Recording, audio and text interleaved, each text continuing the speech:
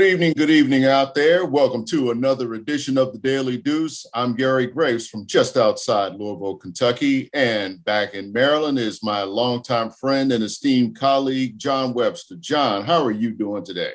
Hey, Gary, I'm doing great, man. Unbelievable week. Well, unbelievable 2 or 3 days in sports, and I can't wait to dive into it. A lot of things are going on, a lot of moving parts, football, basketball. We got a lot to talk about, a lot to shake out, exciting times. But as always, we would be remiss if we didn't say hello and how you doing, and thanks to our producer, John Pitt. Indeed. John, thank you so much. What's up, guys? I hope you had a good Thanksgiving. Yeah, we did, man. We have an even bigger smorgasbord of topics to delve into. And let's just start with the obvious in college football. The earthquake started on Sunday, probably before that, with Lincoln Riley going from Oklahoma to USC. Then the next day, Brian Kelly stuns just about everybody. This is one I think we're still trying to get our minds around when he leaves Notre Dame to go to LSU. Home run hire for LSU, but it really leaves Notre Dame in a lurch. And again, how does the winning coach and the winningest coach rather in Notre Dame history leave to go somewhere else? A 60-year-old man who really all he has to do is pretty much put it in cruise control. There's a lot to try to dissect about the why, John. I think the bigger thing is like, what does it mean for college football? Because you look at some of the contracts that have been offered to coaches, even with those staying, with Mel Tucker getting a 10-year deal, James Franklin getting a 10-year deal, upwards of 85 to, nearly $100 million. And now, we're reading that Brian Kelly might be getting $110 million all told at LSU. If you're Nick Saban or even Kirby Smart at this point, but especially Nick Saban, forget about the Affleck ads. I'm pretty sure he probably, his phone was probably blowing up from his agent to say, look, don't worry about it. I got this. But what does this mean for college football? Because I'm telling you, John, this is ridiculous. Well, Gary, you said a lot. First thing I want to do, Brian Kelly, I have it right here. 2022, he's going to make $9 million. It's a 10-year contract. In the year 2031, he will make $10 million. And get this, Gary, he gets a $500,000 longevity bonus each July of the contract year. His comment was, Coach Kelly's comment was, it was too good of a deal to pass by. You heard about some of the perks that Lincoln Riley got from USC. He gets the use of a private jet for his family. That's just part of it. They're buying him houses. They're basically taking care of anything that he needs, anywhere he wants to go. And again, when somebody throws that kind of money at you, you don't turn it down. But John, what kind of arms race have we formed here? And we're talking about college sports. I'm not even going to talk about the amateurism, but we're talking about college sports. They play 13 games a year. The NFL. And I don't think that there are NFL coaches making anything close to that off the top of my head. 2 things are definitely going to happen in college football within the next month. Nick Saban's going to have his contract renegotiated, and Dabo Swinney's going to have his contract renegotiated. Nick Saban's won how many national championships? 4, 5? Yeah, at least 5 at Alabama, but probably 6 when you count LSU. Okay. All right. 5 or 6. Dabo Swinney's won how many? 2? 2. Brian Kelly's won how many? Well, none, but let's wait until mid-January before we can amend that. But he's on path for his first one. He's on path, but those 2 I just mentioned are no longer the highest paid college coaches in football. For the moment. That's going to have to be changed. That's going to have to be changed. That's going to happen. I really feel, I guess in a way, and you've been teasing me about it, Gary, and Pitt's been teasing. A lot of people been giving me the blues, so everybody knows I'm a Notre Dame guy. You know, I wish Kelly the best. I hope it works out for him, but it's a rough situation for Notre Dame and the student athletes there, because I guess I need you to tell me if I'm wrong on this, Gary. I have never seen a situation where a team is in the midst of a national championship chase and have a very legitimate chance at getting into the college football playoff, and the coach leaves. I've never seen that. Lincoln Riley, for what it's worth, they were eliminated Saturday night with Bedlam. They lost to Oklahoma State 37-33. They got 2 losses. They're not getting in. So they got a bowl game, but as far as Riley's concerned and USC is concerned, it's a bowl game and they're going to move on. That's what happened. But Kelly, Coach Kelly with Notre Dame, they are still in the hunt. They still have a chance. I mean, let's look at it again, Gary. Georgia is going to beat Alabama. That's going to drop Alabama out. The next 2 you don't agree with me on. I want Michigan to beat Iowa, but I think they may have a Ohio State hangover, so it's going to be hard. And Houston and Cincinnati may be a difficult game. So it could be 1 or 2 spots that are going to open up. And Notre Dame is still going to be outside looking in, because there is a criteria that the playoff committee can use, which says if a team is missing a player or missing a coach, they can decide not to take them into the playoff because it may affect the outcome of the game. And like I said, this is just, he wanted the money. Okay, you got the money. One of the things that I've said to you, Gary, and I've said to others, be careful what you ask for, because you may get it. And, Brian Kelly's no longer the coach of Notre Dame. I think it's one of the hardest jobs in the country. I think it played on him. It's difficult. But if you look at the history of Notre Dame, when Lou Holtz retired, went and sat down, he did come back, but he retired first. Newt Rogney retired, didn't come back and coach anymore. Eric Parsegian retired, didn't come back and coach anymore. Frank Leahy retired, didn't come back and coach anymore. I think Dan Devine retired, didn't coach anymore. No, or did he coach again? I'm not sure. But it's a rough job. It's rough. And I think I even said to you, Gary, 12 years is a long time at Notre Dame. It's a long time. Most of them do 10 years, most of those coaches. So, and you bring up an interesting point. I would never question any person's engine, how much they have left in their tank for a challenge. I would never question it. But I would say Kelly is at 60 years old, and you're getting ready to go against one beast of a challenge. Gary, I know in your mind, you think he's going to get a national championship. We'll see. I mean, again, you're going against every week Alabama, Mississippi State, Mississippi, Texas A&M. That's on your side of the division for the SEC. That's a rough. I looked at their schedule next year, and I think LSU next year, from what I project right now, 8-4. That'll be all right next year, but that's not going to get them through the future. They're going to want 10-11 wins, and they want to be in the college football playoff. One thing that's going to help them, the committee is going to expand to 12 teams, so they should be able to get in. But we will see. We will see. It's just an interesting time. Yeah. Well, before we move on, I mean, now I'm going to hedge that a little bit. I'm not going to say he's going to win a national championship. I'm going to say he's going to have a chance to compete for one, because just because of what you mentioned. If they expand it to 8 teams or 12 teams or whatever, it becomes a lot harder. I mean, it becomes a lot harder for everybody, including Alabama, when when it's expanded like that, because you're talking about a longer season.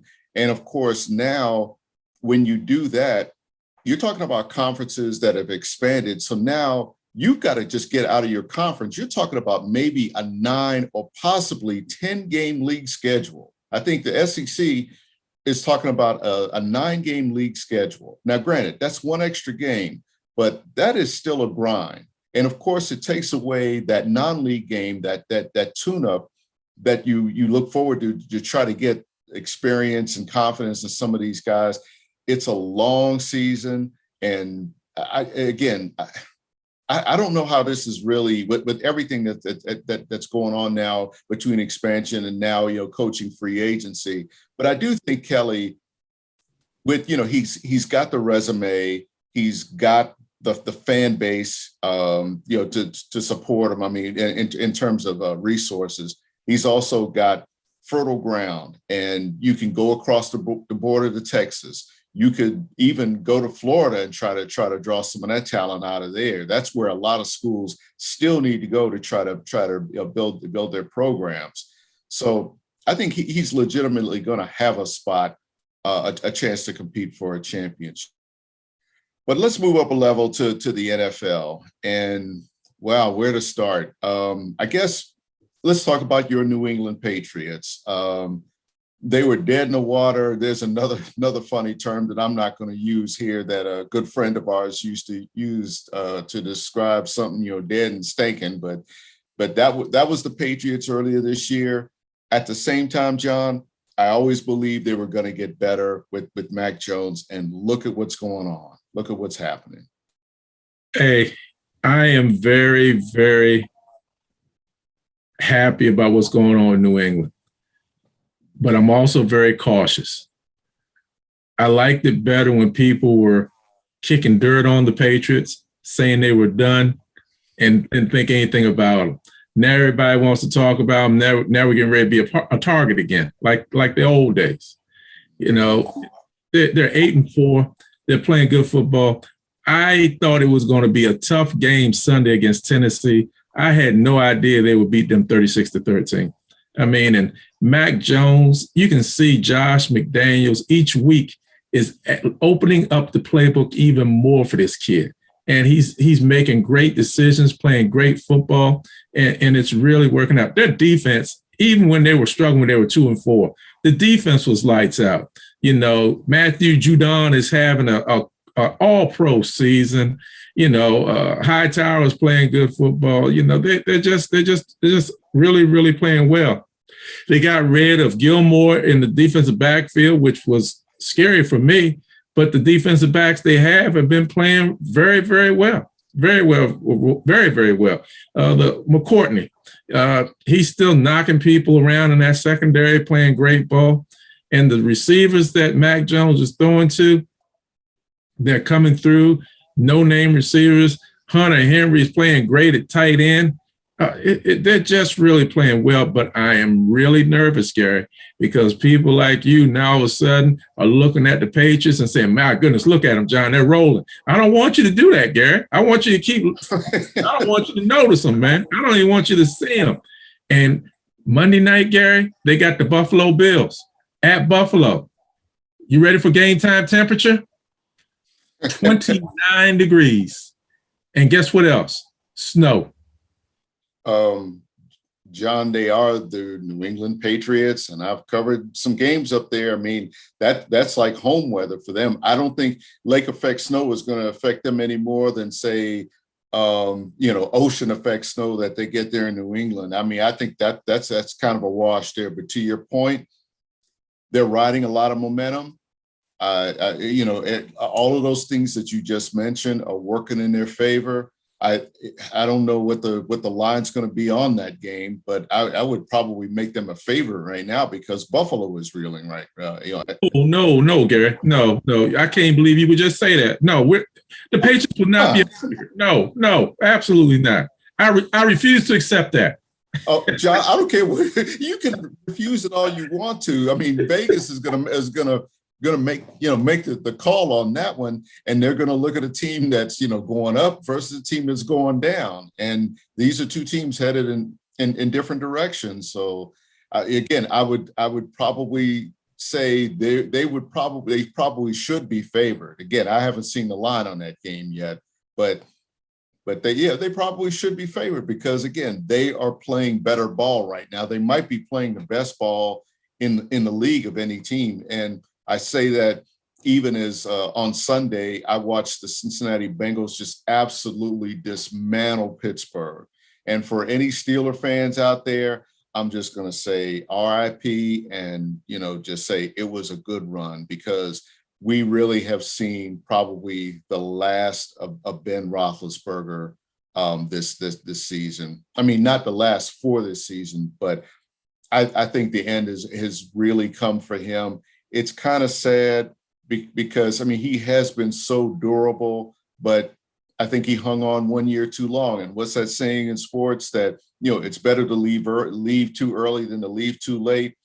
And they're going to be in a rebuilding phase probably for a couple of years, because they could have drafted a quarterback last year that could have been groomed this year. But now, I mean, I don't know who's really going to come out, who's going to be the standout guy in the draft, but they're looking at maybe, several years of rebuilding. They really need to have a bona fide running game. I mean, to really have a consistent running game, because it's kind of, by committee.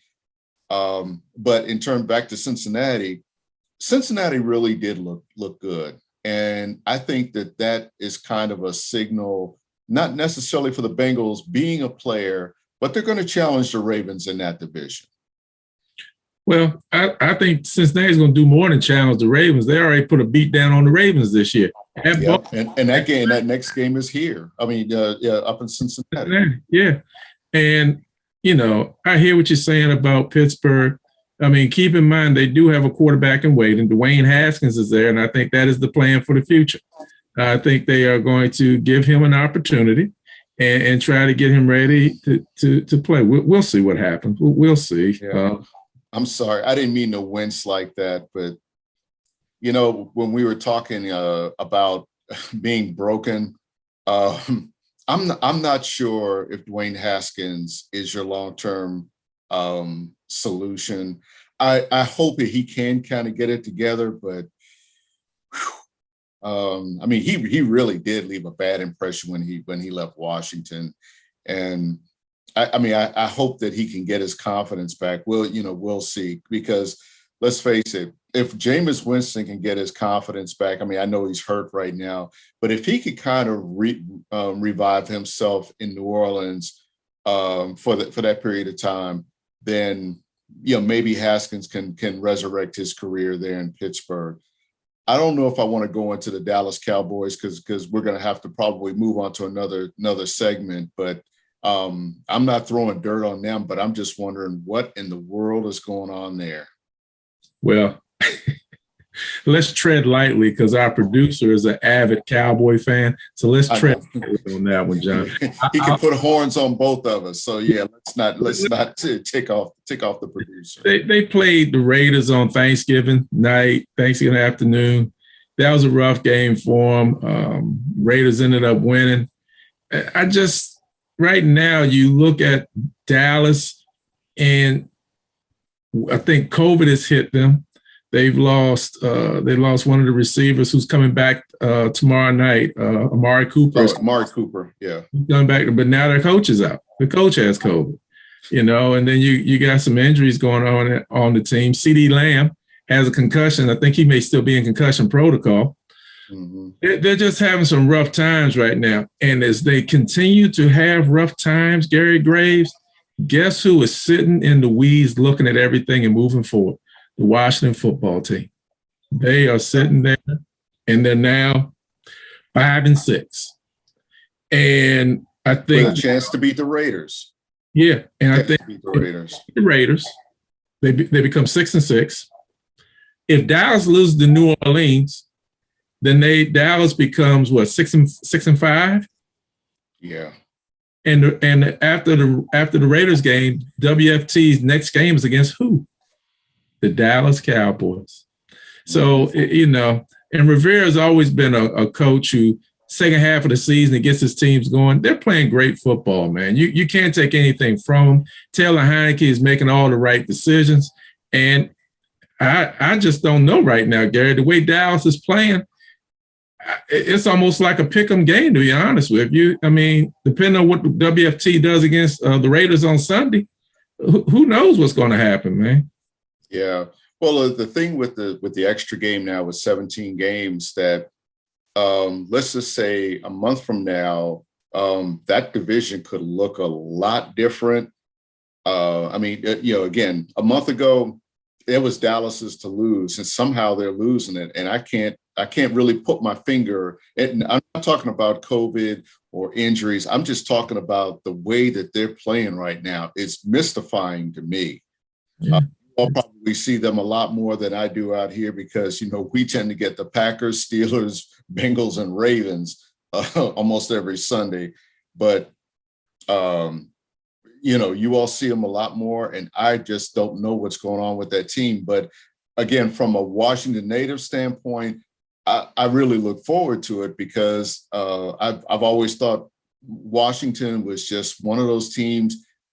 If at best they were 9-7, and I go back to your prediction earlier when you were going through all those games all those teams that they were facing, and they have won at least 3 of those games. So right. that's the weird part about it. I think your it was what 5-12 that you had them pegged to finish, maybe 4-13. 4-13. Yeah, they've already exceeded that surprisingly. Yeah, I really just don't know what to predict right now. I don't think Dallas is going to stay that bad. I do think they bounce back tomorrow night. I hope they do because, let's face it, there's a whole league of fans that are hoping that Dallas is in fact back. Yeah, and New Orleans is in worse shape than Dallas. They have all sorts of problems. So, matter of fact, they're starting Taysom Hill at quarterback on tomorrow night. Yeah. That's going to be an interesting game, though, because you see that game is in New Orleans, correct? Yes. Yeah. And if you've ever, well, of course you've watched the game there, but I've covered games there.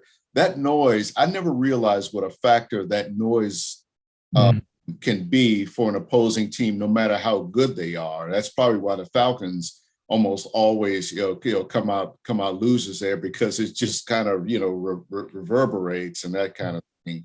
Sure. It's going to be interesting. And let's talk a little NBA right now. Before we get to that, because we'll finish up with that.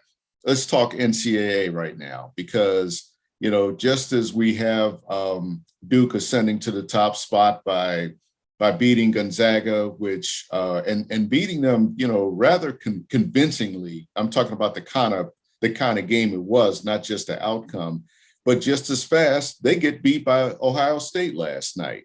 So I'm not reading anything into November, December basketball by any stretch, because you'll start to see where the power, which teams are going to be players probably by mid-February. But that was kind of surprising to me, because I thought Duke had a chance to really establish themselves as kind of like, hey, we're going to be in this now and forever. What do you think? Well, Coach Thompson had a saying about November and December basketball games. And this is a family TV show, so I'll paraphrase what he said. Basically, November and December games are pretty much throwaway games. The games that matter is how you finish in February and March. That's what matters. So I watched the Duke and Gonzaga game the other night, and Duke, they lost last night, but you can see Duke is a team that's on another level. You can see also that Gonzaga is a team that's on another level. The kid Paolo Banchero, Trevor Keels, we talked about last week. Those kids are tough. They got a kid, Mark Williams, he's just a human eraser. He just cleans the boards and blocks shots. You don't get anything down on the post on him. They're going to be somebody to be reckoned with this season. Duke is going to be tough. They're going to be very tough. Gonzaga is Gonzaga. This kid that had Chet Holmgren, I think he probably weighs about 100 pounds, Gary. Soaking wet. But I will say this. I'll say this. He is one of the most fundamentally complete ball players you want to see. He can handle the ball. He gets rebounds, and I make jokes about his weight, but that kid gets in there and battles. He gives it his all. And at 7 feet, and even though he doesn't weigh a lot, he definitely needs to put on more weight. But my point is, he's a very good ball player, man. And that team is really, really tough. You know, Gonzaga's going to be somebody to be dealt with as the season goes on. Mark Few does a great job with the players that he brings in there. They're really tough. And, you know, we're not going to forget about that place that you're in called Kentucky. There's a team in Lexington there, led by John Calipari. They're going to surprise some people as the season goes on. Calipari's teams, you can speak better on it than me, Gary. They start slow, but he keeps working with them, and they mold and they meld together by March and February, and they are a well-oiled system by then. They may start off slow, but they're going to be tough. And then also,